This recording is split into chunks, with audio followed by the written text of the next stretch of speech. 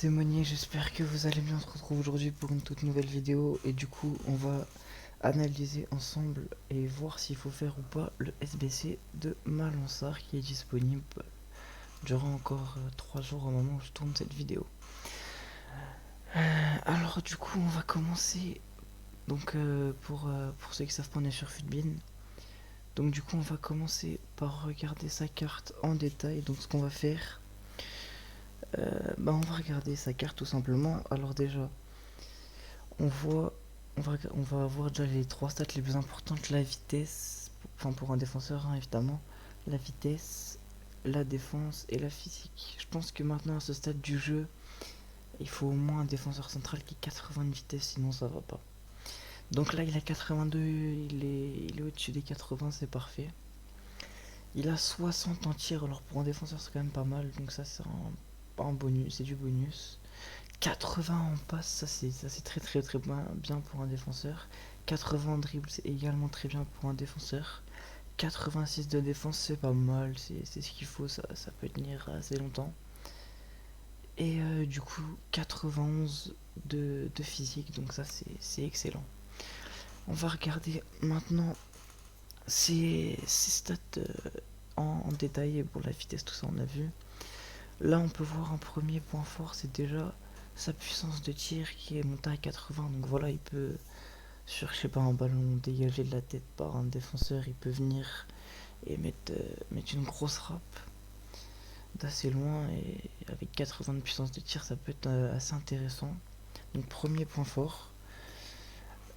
Ensuite on peut voir, oh pardon, désolé, on peut voir qu'il a une bonne qualité de relance au niveau de ses passes, hein, que ce soit les passes courtes 88 ou les passes longues 82.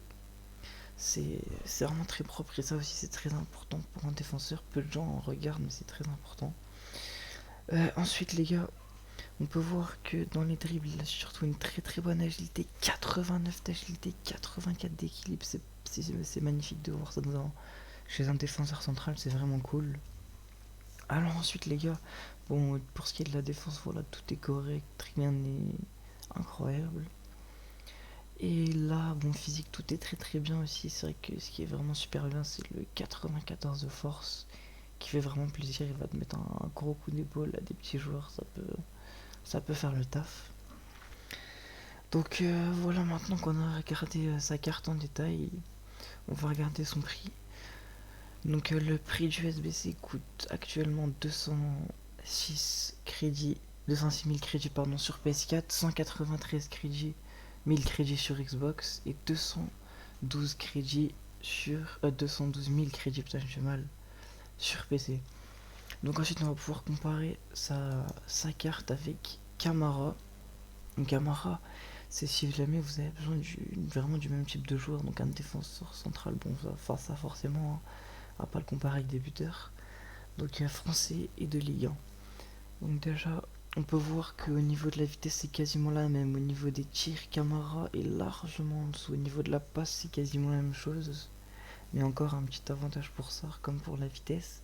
Au niveau des dribbles, petit avantage pour Camara. Au niveau de la défense, tout petit avantage pour Camara également. Et ensuite Sarr qui a beaucoup plus de physique par contre que Camara. Ensuite on va regarder au niveau des attributs. Alors bon, Sarr c'est du 4 étoiles de pied faible, donc ça c'est très bien pour un défenseur, il va vraiment assurer les relances. Et du 5 étoiles de geste technique, ça peut devoir servir en fois si vous kiffez ça. Un qui est droitier, l'autre qui est gaucher. Donc voilà, de toute façon ça change pas vraiment grand chose, sachant que les deux ils ont plus de 3, donc bon ça va. Pour un défenseur central vous n'avez pas forcément trop tiré avec ou quoi.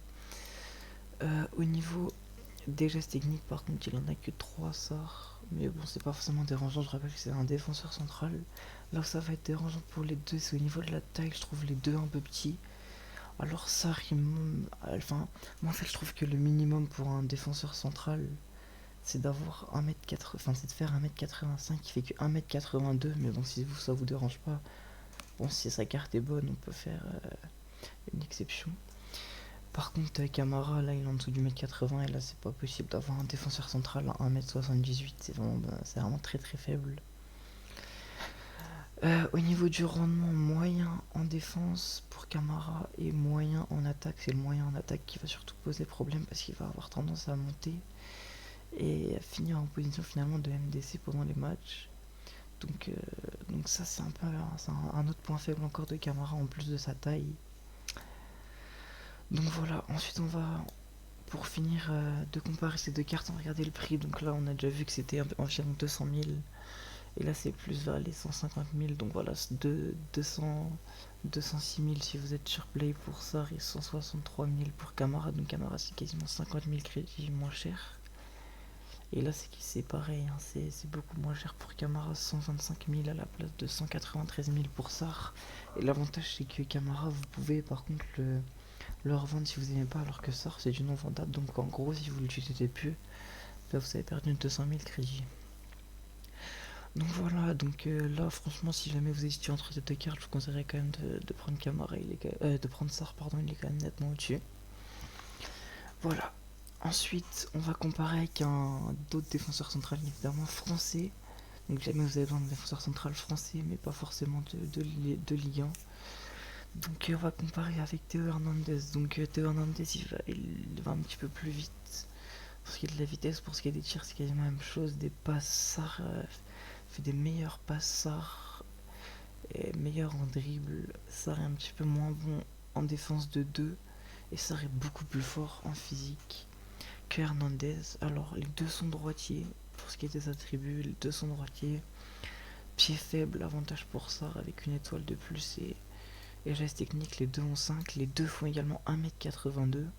Les deux ont également élevé en défense, mais là le gros problème d'Hernandez c'est qu'un défenseur central avec élevé en attaque, ça va trop monter, ça va être horrible.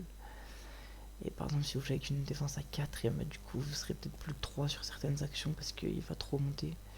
Du coup le point faible que je vois vraiment sur sa carte à Hernandez, c'est vraiment ça, c'est le fait qu'il monte de trop, qu'il est élevé en attaque. Et après au niveau du prix il doit quand même être bon parce que 300 000 crédits quasiment sur Play et 250 quasiment sur Xbox, donc c'est quand même 100 000 crédits plus cher. Pour ce qui est de la Play, 50 000 crédits plus cher pour ce qui est de la Xbox. Donc Hernandez à voir. Et enfin on va le comparer avec un joueur gratuit, peut-être vous l'arrivez récupérer, peut-être pas.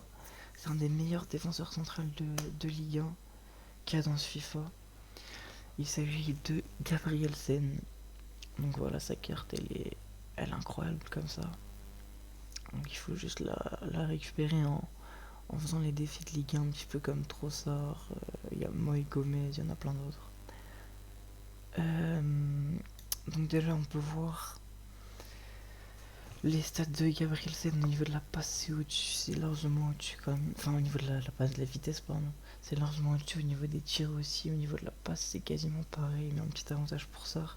Gros avantage pour ça au niveau des dribbles, au niveau de la défense, petit avantage pour Gabrielsen. Et au niveau du physique quand même un gros avantage pour Sarr. Donc au niveau, là c'est toujours, bon, c'est droitier, on le sait maintenant, ça fait 3 fois que je le dis. Et au niveau du mauvais, pardon, de Gabrielsen, c'est un gaucher.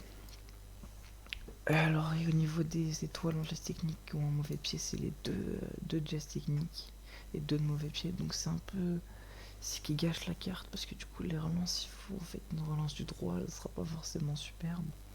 Et après le geste technique, je pense que vous vous en foutez un petit peu pour un défenseur central. 2, tu peux faire le trackback et c'est un râteau, donc c'est le plus important. Au niveau de la taille, il y a un avantage quand même, hein, parce qu'il a 4 cm de plus, il est au-dessus des 1,85, donc ça c'est très bien. Gabrielsen 1,86, c'est bon au niveau de la taille. Moyen en défense et moyen en attaque, donc c'est pareil, il va se retrouver en MDC. Et pour justement l'avoir déjà testé, puisque je l'ai dans mon club, oui, il se retrouve trop souvent trop haut. Mais bon, vu qu'il a une bonne vitesse, 1,87 c'est quand même une bonne vitesse, il arrive généralement à rattraper l'attaquant. Donc ça va. Bah voilà les gars, j'espère que cette vidéo elle vous aura plu. Donc on voit quand même que dans chaque cas, ça aurait quand même un petit peu plus fort. Si jamais cette vidéo n'a pas répondu à vos questions, n'hésitez pas à me les poser en commentaire. Et moi je vous dis à bientôt, c'était Monnier, ciao.